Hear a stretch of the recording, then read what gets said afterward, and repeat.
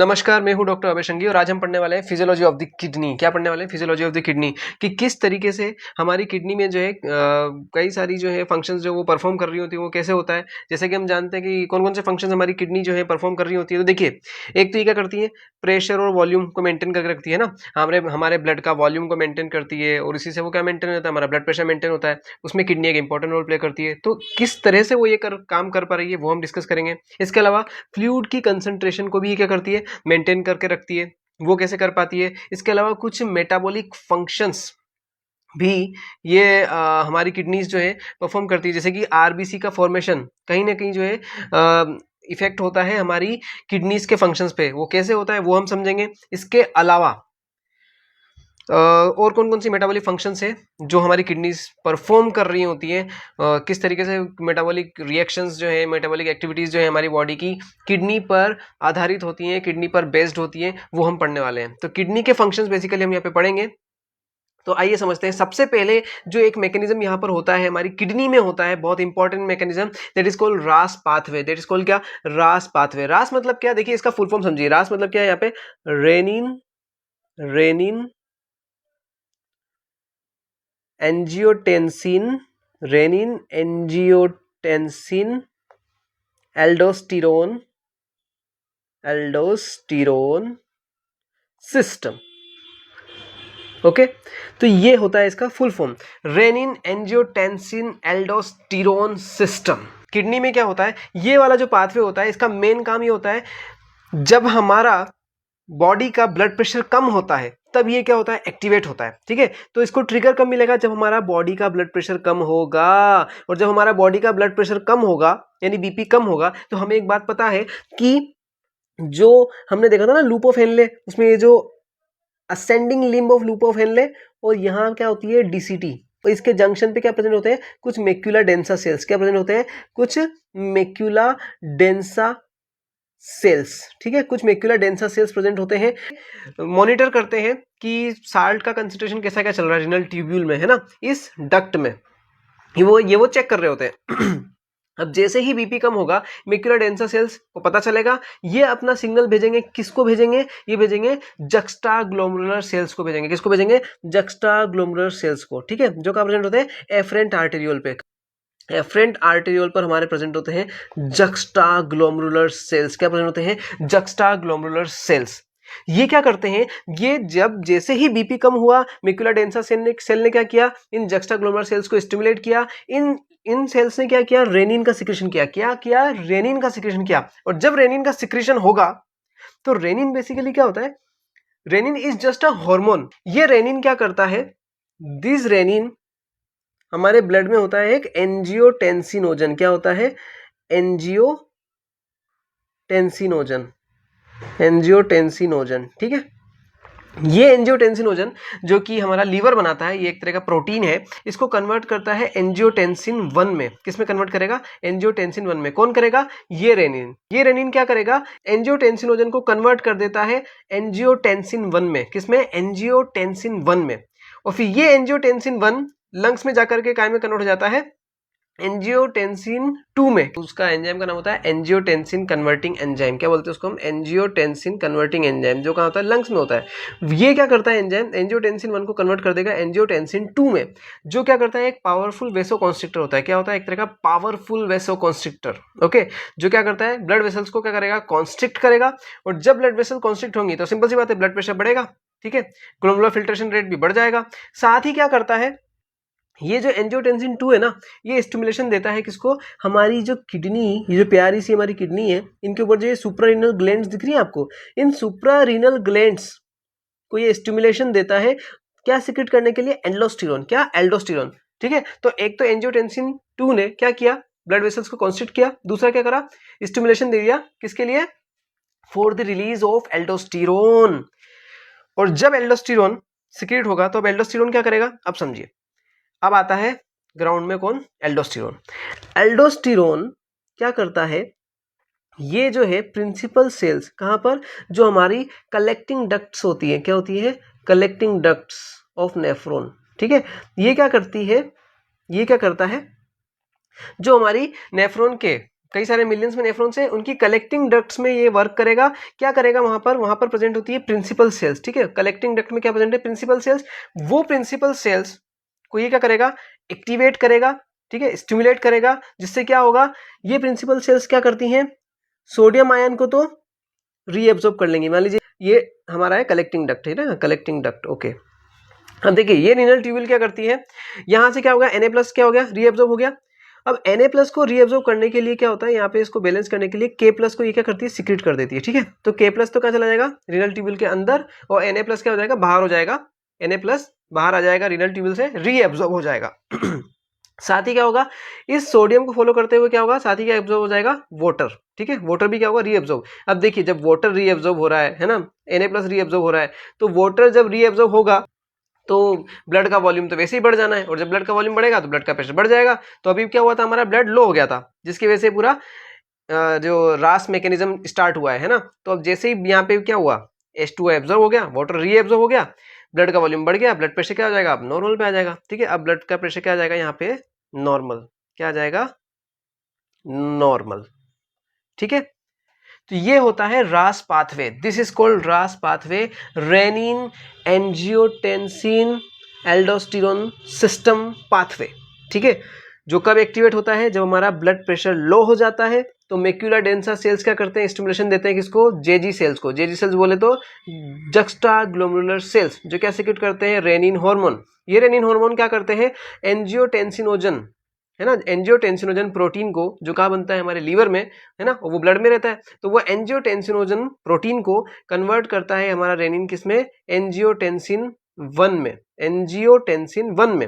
फिर ये एंजियोटेंसिन 1 कई में कन्वर्ट हो जाता है एंजियोटेंसिन 2 में, ठीक है। किससे, by the enzyme angiotensin converting enzyme, ठीक है, ACE एंजाइम, जो का प्रेजेंट होता है हमारे लंग्स में। एंजियोटेंसिन 2 बन गया। अब जब एंजियोटेंसिन 2 बन गया, तो एंजियोटेंसिन 2 क्या होता है, एक पावरफुल वेसो कॉन्स्ट्रिक्टर होता है, जो ब्लड वेसल को कॉन्स्ट्रिक्ट करेगा। और जब ब्लड वेसल कॉन्स्ट्रिक्ट होंगी तो क्या होता है, सिंपल सी बात है, ब्लड प्रेशर तो वैसे ही बढ़ जाना है। दूसरा, ये क्या करता है, एल्डोस्टेरोन के सिक्रीशन को भी क्या करता है, बढ़ा देता है। जो एल्डोस्टेरोन सिक्रीशन कहां से हो रहा है, वो हमारी सुप्रारीनल ग्लैंड से, ठीक है। तो ये स्टिमुलेशन देगा हमारी सुप्रारीनल ग्लैंड को, क्या सिक्रेट करने के लिए, एल्डोस्टेरोन, क्या, एल्डोस्टेरोन। अब बात आती है एल्डोस्टेरोन की। एल्डोस्टेरोन क्या करेगा, एल्डोस्टेरोन हमारी कलेक्टिंग डक्ट्स में से क्या करेगा, यहां पर कुछ प्रेजेंट होती है हमारी सेल्स, कौन सी, प्रिंसिपल सेल्स, ठीक है। ये कलेक्टिंग डक्ट है, यहाँ पे प्रेजेंट है प्रिंसिपल सेल्स, ओके। इनको एक्टिवेट करेगा, यहीं कहा है, इनको स्टिमुलेट करेगा, ठीक है। एल्डोस्टेरोन ने क्या किया, इन प्रिंसिपल सेल्स को क्या किया, स्टिमुलेट किया। और इन प्रिंसिपल सेल्स का काम क्या होता है, Na+ को रीनल ट्यूब्यूल से रीएब्जॉर्ब करना, ठीक है, और पोटेशियम आयन को सिक्रीट करना रीनल ट्यूब्यूल में, ठीक है। अब जब Na+ इधर आएगा, तो साथ में कौन, एक और कौन आएगा, वाटर भी इसको फॉलो करते हुए आएगा, ठीक है। तो यहाँ पर वाटर भी आएगा, ठीक है। वाटर भी क्या होगा, रीएब्जॉर्ब। तो प्रिंसिपल सेल्स का काम क्या है, दो काम है, एक तो Na+ का रीएब्जॉर्प्शन और वाटर का रीएब्जॉर्प्शन। और जैसे ही वाटर का रीएब्जॉर्प्शन होगा तो ब्लड वॉल्यूम तो वैसे ही बढ़ जाना है, और जब ब्लड वॉल्यूम बढ़ेगा तो जो हमारा बीपी लो हुआ था, ठीक है, लो ब्लड प्रेशर, वो किस पे आ जाएगा, वापस नॉर्मल पे, वो किस पे आ जाएगा, नॉर्मल पे। तो ये तो हो गया रास पाथवे। लेकिन कहीं ऐसा ना हो, हमारी बॉडी में इतना अच्छे से इसको रेगुलेट किया जाता है, कहीं ऐसा ना हो कि हमारा जो है बार बार ब्लड वॉल्यूम जो है इंक्रीज ही होता चला जा रहा है, और ब्लड प्रेशर, पता चला अभी ब्लड प्रेशर लो हुआ था, फिर नॉर्मल से वापस क्या हो गया, वापस हाई होने लग गया, ठीक है, पता चला ब्लड प्रेशर अब हाई होने लग गया। ऐसा ना हो, उसके लिए क्या होता है, इस रास पाथवे का भी एक फीडबैक मैकेनिज्म होता है। क्या होता है, हमारी बॉडी में एक और मैकेनिज्म चल रहा होता है। हमारा ब्लड प्रेशर एक नॉर्मल रेंज से ज्यादा ना बढ़े, उसके लिए क्या होता है, हमारा हार्ट इसको रेगुलेट कर रहा होता है, ठीक है। ये क्या कर रहा होता है, इस रास मैकेनिज्म को स्टॉप कर रहा होता है, कौन, हमारा हार्ट। कैसे कर रहा होता है, अब हम वो समझने वाले हैं। तो क्या होता है हमारा हार्ट, अब देखिए जैसे कि जब ब्लड प्रेशर धीरे धीरे नॉर्मल पे आएगा, फिर नॉर्मल पे आने के बाद जब ब्लड प्रेशर क्या होगा, वापस से इंक्रीज होने लगेगा। और जब ब्लड प्रेशर वापस इंक्रीज होने लगेगा तो क्या होगा, तो ये जो हमारा हार्ट है, इसकी मसल्स क्या होंगी, स्ट्रेच होंगी। और जब स्ट्रेच होंगी तो क्या होता है, जो हमारे हार्ट के जो ऊपर के दो चेंबर्स हैं, जिनको हम बोलते हैं एट्रिया, ये एट्रिया की मसल्स भी क्या होंगी, एक्सपांड होंगी। और जब ये एक्सपांड होंगी, तो एक्सपांड होने से क्या करती हैं, ये एक हार्मोन रिलीज करती हैं। कितनी कमाल की बात है, ये भी एक हार्मोन रिलीज करती हैं, that is called ANF, atrial natriuretic factor, या फिर जिसको हम बोलते हैं एट्रियल नेट्रियोटिक पेप्टाइड हार्मोन। तो हमारा हार्ट सिर्फ ब्लड को पंप नहीं करता, ये एक हार्मोन भी सिक्रेट करता है, एक तरह का एंडोक्राइन फंक्शन भी परफॉर्म करता है। तो ANF कहां से सिक्रेट हुआ? दोनों एट्रिया से। जब वो इन एट्रिया से सिक्रेट होता है, ठीक है, एट्रियल नेट्रियोटिक फैक्टर, ये क्या करता है? अच्छा, ट्रिगर कब हुआ? ये ट्रिगर हुआ जब हमारा ब्लड का वॉल्यूम ज्यादा हो रहा है ना, ब्लड प्रेशर बढ़ने लगा है, तो क्या होंगे? एट्रिया स्ट्रेच हुए, जिससे क्या निकला? Atrial natriuretic peptide hormone. ये हार्मोन किस पे टारगेट करेगा? किडनी पे। क्या करेगा? ये इनहिबिट करेगा, ये बोलेगा भैया ठीक है, जितना आपने सोडियम को रीएब्जॉर्ब करना था कर लिया, अब मत करो। इट इनहिबिट्स Na+ रीएब्जॉर्प्शन, ये Na+ को रीएब्जॉर्प्शन को इनहिबिट करेगा। अब जब Na+ का रीएब्जॉर्प्शन इनहिबिट होगा तो वाटर क्या करता है? Na+ को ही फॉलो करके हुए आता है। अब जब Na+ का रीएब्जॉर्प्शन नहीं हो रहा तो क्या वाटर का रीएब्जॉर्प्शन होगा? नहीं होगा। तो यही होता है, ये जो हमारा एट्रियल नेट्रियोटिक पेप्टाइड हार्मोन है, ये एक तरह का एंटी एल्डोस्टेरोन हार्मोन है। क्या है? एक तरह का एंटी एल्डोस्टेरोन हार्मोन, जो क्या करता है? It protects the heart from fluid overload. ऐसा नहीं कि लगातार रीएब्जॉर्ब ही हो ही जा रहा है, ब्लड का वॉल्यूम बढ़े ही जा रहा है, पता चला इतना ब्लड वॉल्यूम बढ़ा दिया रास मैकेनिज्म ने, रास पाथवे ने, कि जो हमारी हार्ट की जो वाल्स हैं वही डैमेज होने लग गई, क्योंकि अल्टीमेटली ब्लड तो पंप इसी को करना है, हमारे इस प्यारे हार्ट को। तो क्या होता है? It protects the heart from the fluid overload, it forces the kidneys to excrete more salt and water. और ये क्या करेगा? ज्यादा से ज्यादा वाटर और साल्ट जो है किडनी से क्या होना है? एक्सक्रीट आउट हो, उस पर इसका फोकस होता है, एट्रियल नेट्रियोटिक पेप्टाइड हार्मोन का। ठीक है, जब ये सीक्रेट होगा तो ये एक तरह से जो है बिल्कुल रिवर्स काम कर रहा है, किसका? हमारे रास पाथवे से। और ये दोनों मिलकर के एक्चुअली साथ में काम कर रहे होते हैं, ताकि जैसे ही बीपी कम हो ये एक्टिवेट हो जाए। लेकिन बीपी जैसे ही ज्यादा होने लगे एक नॉर्मल रेंज से, तो हमारा ये वाला पाथवे एक्टिवेट हो जाए।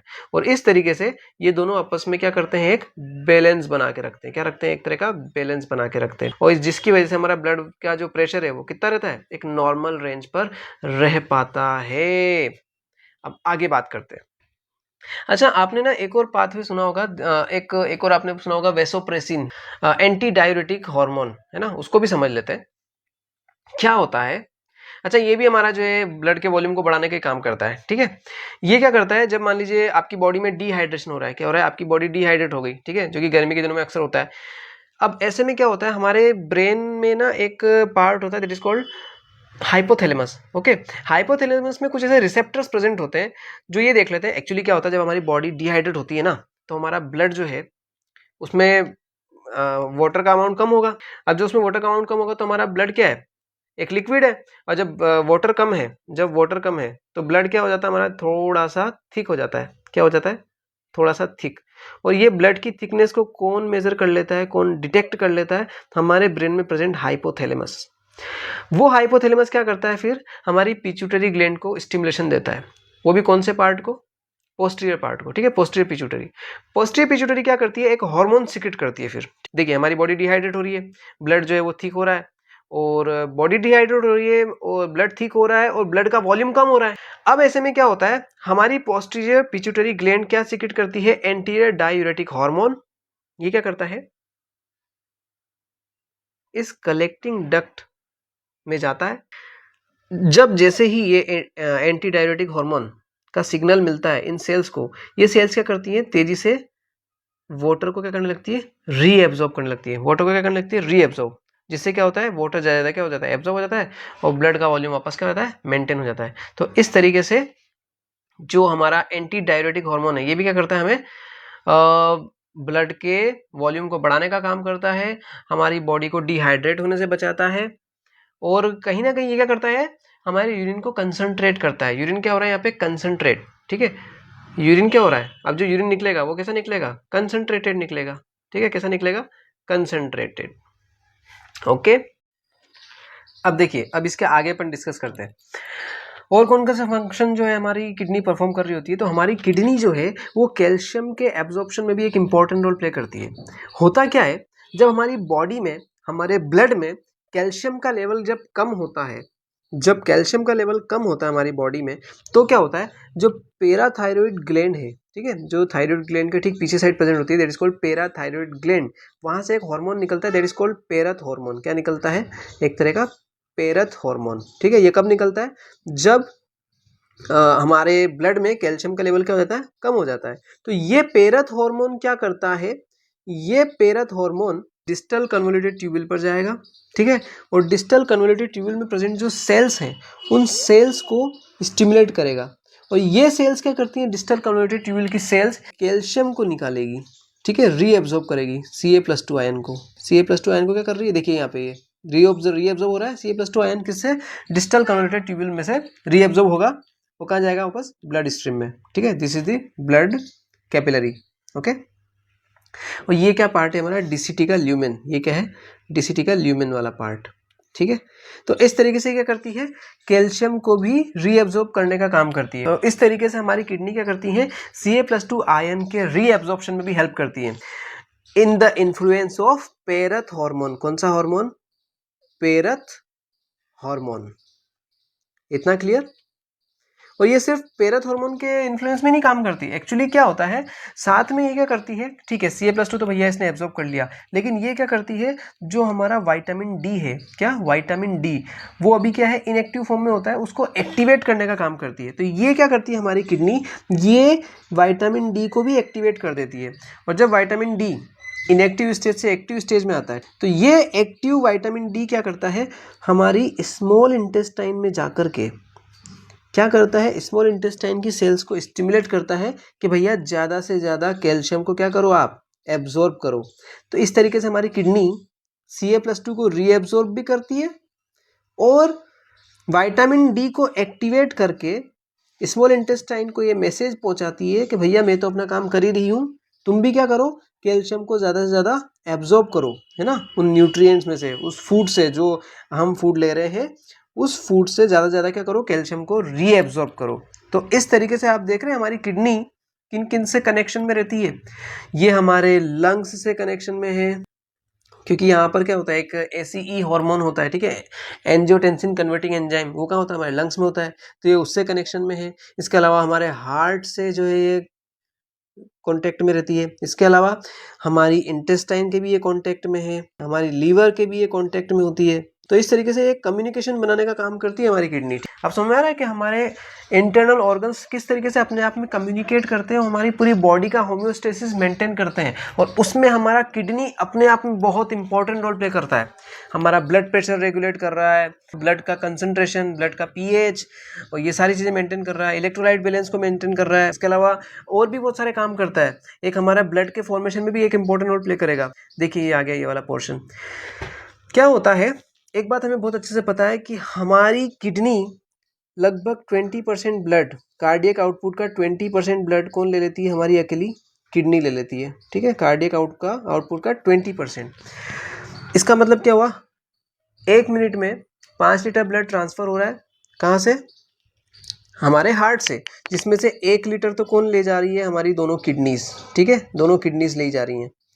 तो एक तरह का एक अच्छा पाथवे है, एक अच्छा सेंटर है ये किडनी, जो क्या देख सकता है कि हमारे ब्लड में ऑक्सीजन का कंसंट्रेशन कितना है। जैसे ही ब्लड में ऑक्सीजन का कंसंट्रेशन कम होगा, ये किडनी सबसे पहले पहचान जाती है। और ये किडनी, जैसे ही किडनीज को पता चलता है कि भैया हाइपोक्सिया वाली कंडीशन आ गई, लो ब्लड ऑक्सीजन है, तो हमारी किडनी में ही प्रेजेंट्स होते हैं इंटरस्टिशियल सेल्स। याद कीजिए, हमने प्रीवियस वाले लेक्चर में, हमारा जो पहले वाला लेक्चर है उसमें हमने ये देखा भी है कि इंटरस्टिशियल सेल्स कहाँ प्रेजेंट होते हैं, जो नेफ्रॉन्स के बीच की जो स्पेस होती है, that is called interstitial space. और उस इंटरस्टिशियल स्पेस में प्रेजेंट होते हैं हमारे इंटरस्टिशियल सेल्स। ये इंटरस्टिशियल सेल्स क्या करते हैं, ये एक हार्मोन बनाते हैं, दैट इज कॉल्ड एरिथ्रोपोइटिन। क्या बनाते हैं, एरिथ्रोपोइटिन हार्मोन। ये एरिथ्रोपोइटिन हार्मोन कहाँ जाता है, हमारी बोन मेरो में जाता है। कहाँ जाता है, बोन मेरो में। और बोन मेरो को स्टिमुलेशन देता है कि भैया ज़्यादा से ज़्यादा आरबीसी बनाओ, ऑक्सीजन की कमी आ रही है। जितनी ज़्यादा आरबीसी होगी, जितने ज़्यादा कैरियर होंगे, उतनी ज़्यादा ऑक्सीजन जो है उन कैरियर में लोड होंगी और पूरी बॉडी को सप्लाई होंगी। तो आप समझ रहे हैं आप कि हमारी किडनी कितने सारे वर्क एक साथ कर रही होती है, हमारे ब्लड प्रेशर से लेकर के, ठीक है, हमारे ब्लड का पीएच से लेकर के, हमारे जो ब्लड में जो आरबीसीज हैं उनके फॉर्मेशन से लेकर के, हमारे विटामिन डी के एब्जॉर्प्शन तक का काम किसने संभाल रखा है? अकेली हमारी प्यारी किडनी ने संभाल रखा है। हम इसको कितना अंडर एस्टिमेट करते हैं। हमको लगता है कि हमारा जो किडनीज है it is only responsible for urine formation, लेकिन ये सिर्फ यूरिन फॉर्मेशन नहीं कर रही होती, ठीक है, ये हमारे सभी ऑर्गन्स से कम्युनिकेशन बना करके पूरा बॉडी का होम्योस्टेसिस मेंटेन करके रखती है। इवन हमारे सेंट्रल नर्वस सिस्टम से भी ये कम्युनिकेशन रखती है कि वहाँ से क्या निकल रहा होता है, वैसोप्रेसिन पोस्टीरियर पिट्यूटरी से। तो इतने सारे मल्टीपल फंक्शंस हैं हमारी किडनी के, अपने आप में बहुत इंपॉर्टेंट फंक्शंस हैं। अब इसको ना हम थोड़ा सा रिवाइज कर लेते हैं, एक चार्ट के थ्रू अपन इसको पूरा रिवाइज करने की कोशिश करेंगे। देखो क्या होता है, सबसे पहले अपन ने क्या क्या डिस्कस करा वो सब हम देखेंगे। देखिए, एक तो हमने क्या डिस्कस करा था, रास mechanism, renin angiotensin aldosterone system. ये कब एक्टिवेट होगा? जब ब्लड प्रेशर लो होगा। अच्छा, कहाँ से एक्टिवेट होगा? तो बेसिकली हमारे जेजी सेल्स क्या करेंगे, जेजी सेल्स स्टिमुलेशन जब होगा, ठीक है, मैक्युलर डेंसा सेल्स से स्टिमुलेशन मिलेगा जेजी सेल्स को, यानी जक्स्टाग्लोमेरुलर सेल्स को, और ये जक्स्टाग्लोमेरुलर सेल्स क्या करेंगे, रेनिन सिक्रेट करेंगे। इसके अलावा जो सुप्रारीनल ग्लैंड्स हैं, है ना, या एड्रिनल ग्लैंड्स हैं, वो क्या करेंगी, एल्डोस्टेरोन सिक्रेट करेंगी। और टारगेट क्या होगा, जो हमारी कलेक्टिंग डक्ट में प्रेजेंट प्रिंसिपल सेल्स हैं वहां पर ही जाएगा, ठीक है, एल्डोस्टेरोन। वहां से क्या होगा, रीएब्जॉर्प्शन होगा किसका, Na+ का और वाटर का, और पोटेशियम क्या होगा, बाहर निकल जाएंगे पोटेशियम आयन। इसके अलावा एक होता है, हमने देखा था एट्रियल नेट्रियोटिक पेप्टाइड हार्मोन, जो कहाँ से निकल रहा है, हमारे हार्ट के एट्रियम से निकलता है। कहाँ से निकलता है, हार्ट की एट्रियल वॉल से, ठीक, एट्रियम से निकलेगा। कब निकलेगा, जब उन एट्रियम वॉल में क्या होगा, स्ट्रेच होगा। क्या होगा, स्ट्रेच होगा। और ये स्ट्रेच क्यों होता है, ड्यू टू हाई वॉल्यूम, है ना, जब ब्लड का वॉल्यूम बढ़ने लगेगा, एक मैक्सिमम, एक नॉर्मल रेंज से ज़्यादा होने लगेगा, तब क्या होगा, एट्रिया की वॉल में स्ट्रेच होगा। स्ट्रेच होने के बाद क्या होगा, वहाँ से एक क्या निकलेगा, एट्रियल नेट्रियोटिक फैक्टर निकलेगा, जो क्या करेंगे, किडनी को स्टिमुलेट करेंगे। और क्या करेंगे, ये किडनी को बोलेंगे कि भैया अब Na+ का रीएब्जॉर्प्शन बंद कर दो, है ना, क्योंकि अब ब्लड वॉल्यूम बढ़ चुका है। एक और हमने क्या देखा था, ADH हार्मोन। ये कब सीक्रेट होता है, जब डिहाइड्रेशन होता है बॉडी में। कहाँ से सीक्रेट होगा, पोस्टीरियर पिट्यूटरी से। ये क्या करते हैं, प्रिंसिपल सेल्स, अगेन वही, ठीक है, कलेक्टिंग डक्ट के प्रिंसिपल सेल्स पर जाएंगे और क्या बोलेंगे उनको कि भैया डिहाइड्रेशन हो रहा है बॉडी में, वाटर को ज़्यादा क्या करो, रीएब्जॉर्ब करो। इसके आगे और क्या होता है, एक होता है PTH, क्या होता है, पेराथ हार्मोन। कहाँ से निकलता है, पैराथायरॉइड ग्लैंड से। कब निकलेगा, जब कैल्शियम का लेवल कम हो जाएगा। कहाँ पर, हमारे ब्लड में। ब्लड में जब कैल्शियम का लेवल कम होगा, बोन्स की नहीं कह रहा हूँ मैं, ब्लड में जब कैल्शियम का लेवल कम होगा, तब क्या होता है, हमारा पेराथ हार्मोन निकलेगा। कहाँ से, पैराथायरॉइड ग्लैंड से निकलेगा। ये क्या करेगा, डिस्टल कन्वोल्यूटेड ट्यूब्यूल को बोलेगा कि भैया क्या करना है आपको, Ca+2 का रीएब्जॉर्प्शन करना है। इसके अलावा विटामिन डी को भी क्या करता है, ये हमारी किडनी क्या करती है, विटामिन डी को भी एक्टिवेट कर देगी, ताकि ज़्यादा से ज़्यादा फूड में प्रेजेंट कैल्शियम को एब्जॉर्ब कर सके कौन, हमारी इंटेस्टाइन्स। कौन, हमारी इंटेस्टाइन, ठीक है। तो इस तरीके से इंटेस्टाइन से भी कम्युनिकेशन रख रहा था, ये हमने देखा। फिर एक हमने देखा था एरिथ्रोपोइटिन हार्मोन, जो कौन सीक्रेट कर रहा होता है, रीनल इंटरस्टिशियल सेल्स। कब होगा ये, जब हमारे ब्लड में ऑक्सीजन का लेवल कम होगा। जब ब्लड में ऑक्सीजन का लेवल कम होगा, रीनल इंटरस्टिशियल सेल्स क्या करेंगे, एरिथ्रोपोइटिन हार्मोन को सीक्रेट करेंगे, जो बोन मेरो में जाएंगे और क्या बोलेंगे कि भैया ज़्यादा से ज़्यादा आरबीसीज बनाओ, ऑक्सीजन की कमी आ गई है, जितनी आरबीसी होंगी उतना फायदा, उतना ज़्यादा क्या होगा, ऑक्सीजन का ट्रांसपोर्ट हो पाएगा।